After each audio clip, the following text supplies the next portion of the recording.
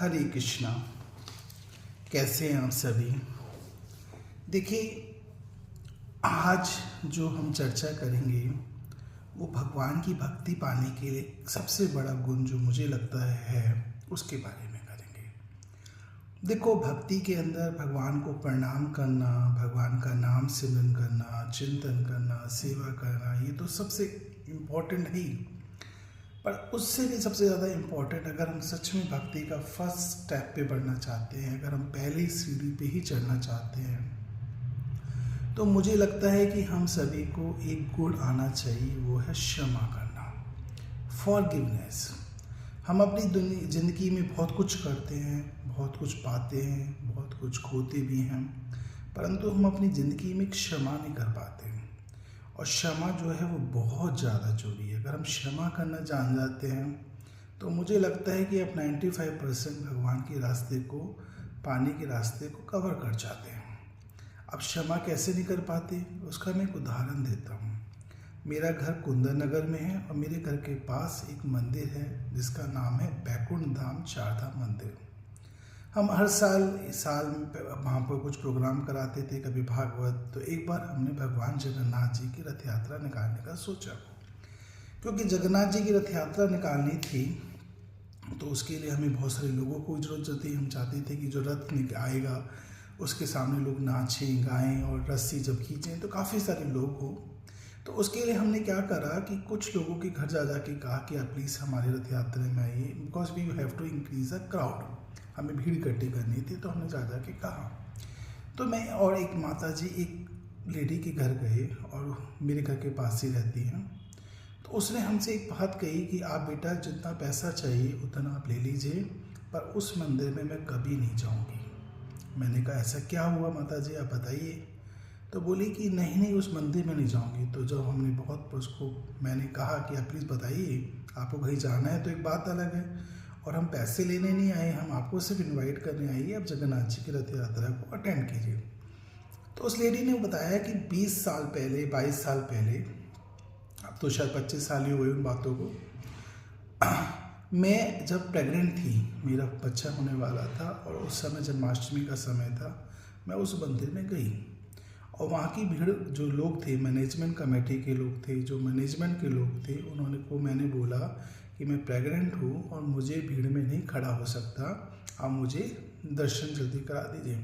परंतु उन्होंने मेरी बात नहीं मानी और मुझे लाइन में लगना पड़ा। मैं 15 मिनट में मेरे दर्शन हुए और उसके बाद मैं अपने घर आ गई। तो बहुत सिंपल सी बात है, कोई बहुत मुश्किल बात मैंने बताई नहीं है। और वो कहती है कि मैंने प्रण ले लिया कि मैं मर जाऊंगी पर उस मंदिर में कभी नहीं जाऊंगी। अब क्या ये प्रण सच में कोई मीनिंगफुल है? अगर आप किसी मंदिर में जाते हो, कोई बंदा, हालांकि मैं ये नहीं कह रहा कि जो लोगों ने किया वो अच्छा किया, परंतु अगर मान लो कोई आप किसी मंदिर में जाते हो और वहाँ के लोग आपको किसी कारणवश मंदिर में मतलब ऐसी क्रिएट हो जाती है प्रॉब्लम, तो क्या आप भगवान के घर जाना भी बंद कर दोगे? क्या आप क्षमा नहीं कर सकते? आज उन लेडी का जो बच्चा है वो 23-24 साल का है, 25 साल का बच्चा है। तो क्या 25 साल एक इतना बड़ा समय में भी आप किसी को क्षमा नहीं कर सकते? और सबसे मज़ेदार बात, मंदिर भी मेरे घर के बिल्कुल पास में है और वो लेडी का घर भी मेरे पास में है। वो आसानी से 100 मीटर का रास्ता नहीं है, वो आसानी से मंदिर को दिन में 50 बार जा सकती हैं। परंतु वो कहती है मैं 25 साल में मंदिर से नहीं पास में रही। तो देखिए, हमारे अंदर किसी को क्षमा ना करने की भावना कितनी ज़्यादा है। हम छोटी छोटी बातों को नहीं भूल सकते, हम क्षमा करना ही जानते नहीं हैं। सास ने बहू को कुछ बोला, बहू ने सास को बोला, पूरी ज़िंदगी हम रटना लगा के बैठ जाते हैं कि हम क्षमा नहीं करेंगे, हम उसको माफ़ नहीं करेंगे। बच्चों ने पिता को बोल दिया, पिता ने बच्चों को बोल दिया, फिर बच्चे कहते हैं कि हम उनको फादर को क्षमा नहीं करेंगे। ऑफिस में देखते हैं तो कि जो बॉस है उसने कुछ बोल दिया तो जो एम्प्लॉयज़ होते हैं हम क्षमा नहीं करेंगे। अरे भाई, क्षमा क्यों नहीं करेंगे? क्या भगवान हमारे अपराधों को क्षमा नहीं करते? क्या भगवान हमें हमारे गुनाहों के लिए माफ़ी नहीं देते? ऐसा क्या हो गया जो आप क्षमा नहीं कर सकते? अगर आप दिन भर का कैलकुलेट करें तो हम हजारों पाप रोज करते हैं और भगवान उन पापों को क्षमा कर देते हैं। अगर वो हमारे सबके पापों को देखें तो हम सभी नरक में जाएं, परंतु क्या हम भगवान से ये गुण भी ग्रहण नहीं कर सकते? मैं मानता हूँ ये बहुत मुश्किल है, परंतु हम कोशिश तो करें। देखो, सबसे पहले तो क्षमा करने का तरीका क्या होता है? सबसे पहले आप आउटरली आपको क्षमा करना होगा। आउटरली का मतलब होता है कि बाहर से आप दिखाओ कि हाँ मुझे क्षमा चाहिए, माफ़ी चाहिए। इंटरनली में समय लगेगा, पर धीरे धीरे भगवान से प्रार्थना करो, गुरु से प्रार्थना करो, आपको रास्ता देंगे। और धीरे धीरे आपके जो अंदर जो उनके प्रति द्वेष की भावना है या जो उनके प्रति गलत भावना है वो आप धीरे धीरे क्षमा कर दोगे। और क्षमा करने से फायदा क्या होगा?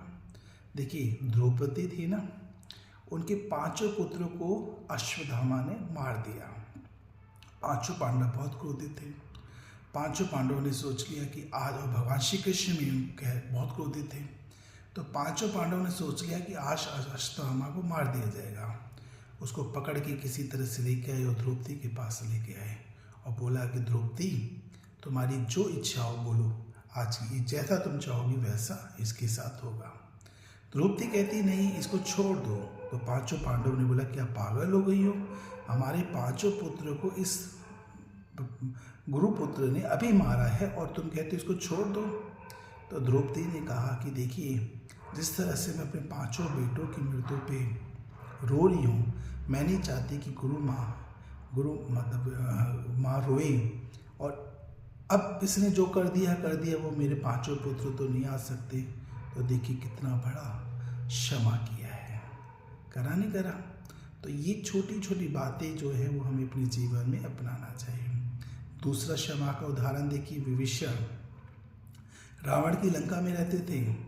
उन्होंने अपने भाई को कहा, रावण को पैर में पड़कर कहा कि भाई मेरी बात मानो, ये जो सीता है पर जगदम्बा है, एक तरीके से इसको बड़ी इज्जत के साथ आप उसको वापस भेज दो। तो रावण ने क्या करा, लात मारी खिंचा के और उसको कहा कि दूर हो जाओ। विभीषण चाहते थे तो बहुत द्वेष कर सकते थे, परंतु उन्होंने अपने भाई को क्षमा कर दिया। भगवान श्री कृष्ण ने भी अनेकों बार क्षमा किया। शिशुपाल की 100 गाली, 99 गाली तक भगवान ने क्षमा कर दिया।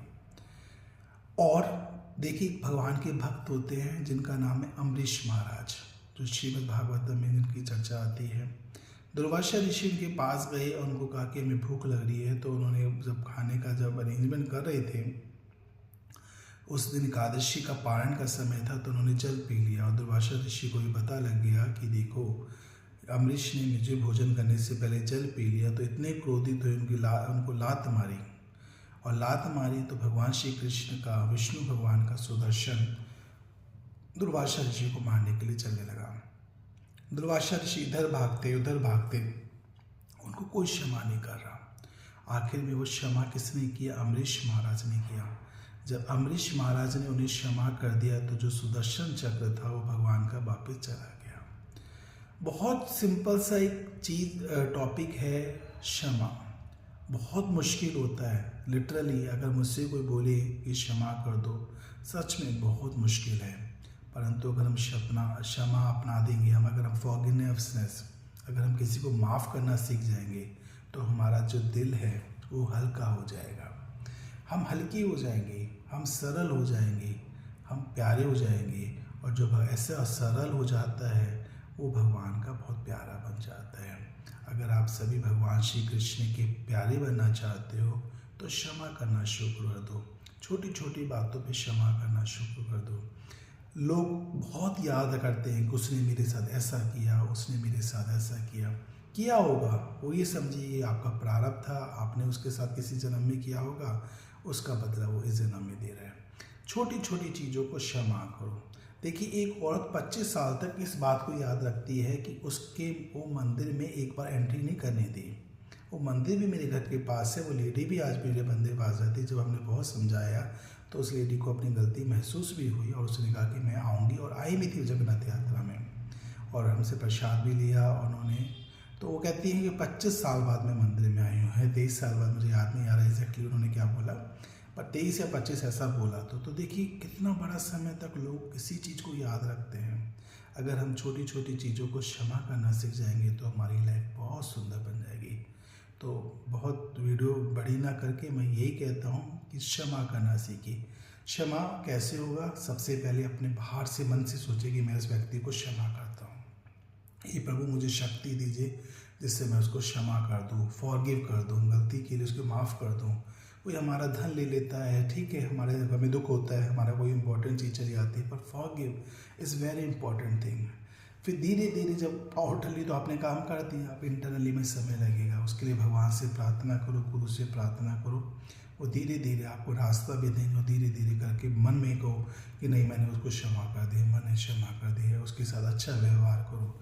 धीरे धीरे वो भी क्षमा हो जाएगा। जब क्षमा हम कर देंगे ना तो भगवान हमसे बहुत खुश होंगे।